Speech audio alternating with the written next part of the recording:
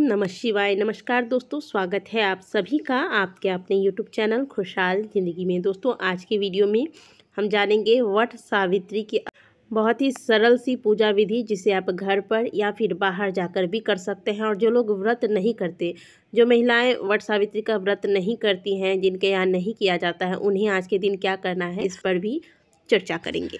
आज के दिन वट पूजन का शास्त्रों में बहुत बड़ा महिमा बताया गया है। तो भले आप वट सावित्री व्रत नहीं रखते हैं, कई स्थानों पर यह व्रत नहीं रखा जाता है, लेकिन अमावस्या तिथि ऐसे भी बहुत ही पुण्यदायी तिथि होता है और वट वृक्ष में ब्रह्मा विष्णु महेश का वास माना गया है। इसलिए आज के दिन आप व्रत नहीं भी रखते हैं तो वट वृक्ष के पास जाइए, वहाँ समूहों में पूजा हो रहा होगा। वट वृक्ष को सींचिए, वृक्ष की परिक्रमा कीजिए और आज के दिन सुहागिन महिलाओं को वहाँ जहाँ भी पूजा हो रहा होगा वहाँ सुहाग की कोई भी चीज़ दान कीजिए, इससे सुहाग बढ़ता है। इतना कार्य आप कर सकते हैं, इसके लिए आपको व्रत की आवश्यकता नहीं पड़ेगी। अब बात करते हैं पूजा विधि की। जिस स्थान पर पूजन कर रहे हैं घर में, उस स्थान को सुंदर से साफ करके गमला रखें और हो सके तो गमले के आसपास अर्पण से सुंदर से आप फूल वगैरह बना दें।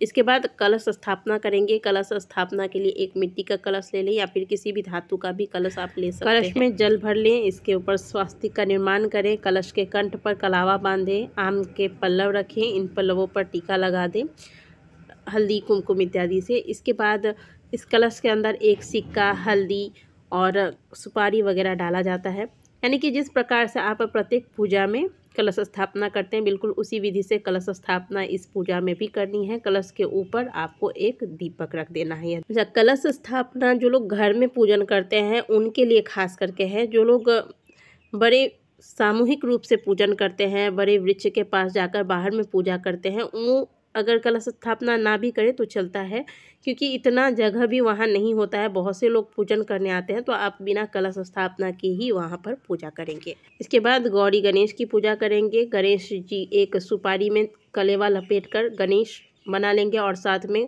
हल्दी का या फिर गोबर का गौरी बनाकर फिर इनकी स्थापना करेंगे। इसके बाद हाथ में थोड़ा सा जल लेकर अपना नाम गोत्र बोलकर आप संकल्प लेंगे। संकल्प में आपको इस प्रकार से बोलना है कि मैं अखंड सौभाग्य तथा सुखी समृद्ध वैवाहिक जीवन की इच्छा के साथ यह वट सावित्री का व्रत धारण कर रही हूँ।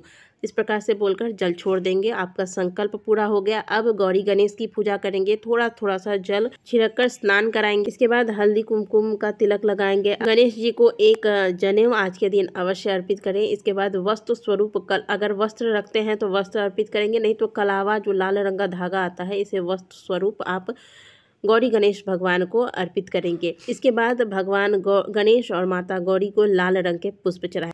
इस प्रकार से गौरी गणेश की पूजा हो गई। गौरी गणेश की पूजा के बाद अब हम वट वृक्ष की पूजा करेंगे। बहुत से लोग वट वृक्ष के नीचे सावित्री माता की प्रतिमा बनाते या फिर आटे का जो अर्पण होता है वो भी बना कर रखा जाता है और इससे वट वृक्ष के ऊपर एक स्त्री की आकृति बनाई जाती है। इसे ही माता सावित्री जानकर पूजा किया जाता है। सबसे पहले वट वृक्ष को सींचेंगे। वट वृक्ष को यदि आज के दिन आपको गाय का कच्चा दूध थोड़ा सा भी मिल जाता है तो थोड़ा सा एक पात्र में गाय का कच्चा दूध लेकर इससे वट वृक्ष को सींचें। इसके बाद एक लोटा जल से आप इस वृक्ष को सींचेंगे, तिलक लगाएंगे।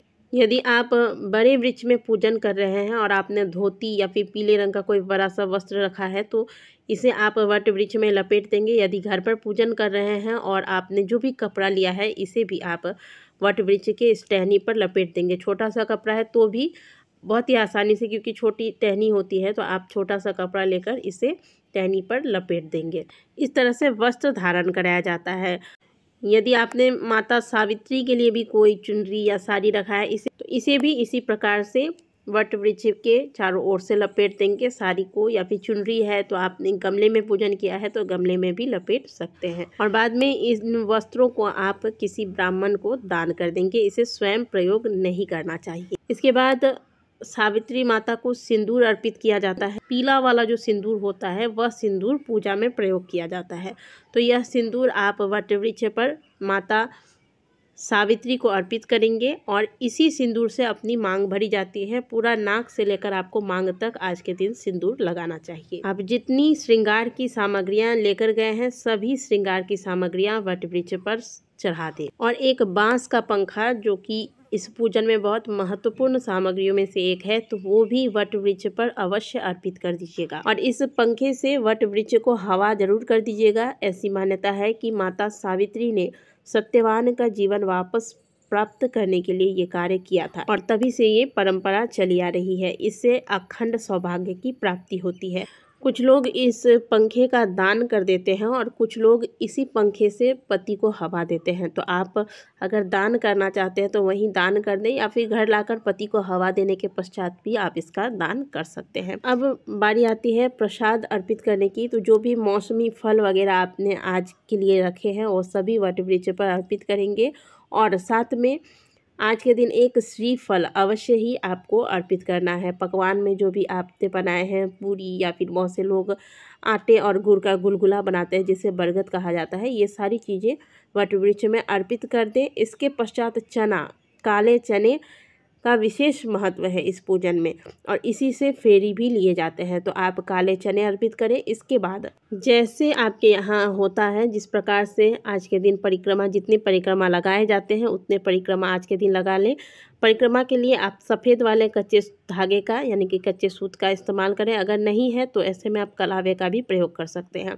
मान लीजिए आपने 11 फेरी लगानी है यानी कि परिक्रमा करना है, तो 11 चने आप अपने पास रखेंगे और जैसे आपने एक परिक्रमा किया तो एक चना आप वट वृक्ष के जड़ में अर्पित करेंगे। फिर दूसरा परिक्रमा किया, फिर दूसरा चना आप वट वृक्ष के जड़ में अर्पित करेंगे। इस प्रकार से आपको 11 फेरी लगानी है।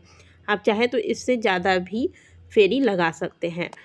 परिक्रमा करते वक्त कभी भी आपको कच्चे सूत से जो आप परिक्रमा करते हैं इसे बांधना नहीं चाहिए, इसे गांठ नहीं लगानी चाहिए। परिक्रमा पूर्ण होने के बाद इसे लपेटकर यूं ही छोड़ दिया जाता है। इसके बाद वहीं वट वृक्ष के नीचे बैठकर वट सावित्री व्रत के कथा को सुने और अंत में आरती करें। आज के दिन जब आप पूजन करेंगे तो वट वृक्ष के पत्ते का कोई भी गहना बनाकर, जैसे आप बालों में लगा लें या फिर हाथ में कंगन बनाकर पहन लें, इस प्रकार से धारण अवश्य कीजिएगा और कोशिश कीजिएगा कि आज के दिन कम से कम इन्हें धारण किए रहें, अगले दिन ही इन्हें आप उतारेंगे।